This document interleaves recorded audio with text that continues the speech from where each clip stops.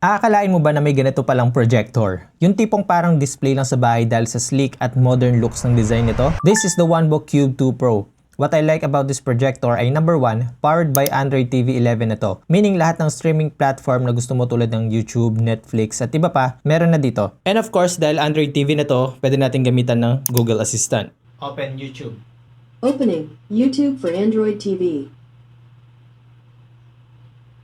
Number 2, yung display. Real 1080p resolution dahil Widevine L1 certified siya. Ibig sabihin may enjoy natin yung panonood dito dahil full HD na. Plus may brightness siya up to 500 ANSI lumens na swak sa pang movie night sa medium to dim environment. May built-in Chromecast na rin to, so kung gusto mo mag-connect ng phone para manood or maglaro sa malaking screen, pwede. Number 3, yung pagkakaroon niya ng upgraded TOF technology. Ito yung kahit saan at paano natin itutok yung projector, real-time na nag-a-adjust yung display sa tamang angle at may autofocus din to para talagang sharp yung magiging output nito every time na gagamitin natin siya. Mention ko na rin pala na hanggang 230 degree angle yung kaya nito, so pwede tayong manood ng nakahiga tapos yung display nasa ceiling. Actually weird pero it works. Mas nakaka-relax manood lalo na kapag bago matulog. Ang maganda pa dito, meron siyang tinatawag na screen off playback feature kung saan pwede siyang maging speaker lang, no? Automatic mag-off yung display kapag nakaganitong position.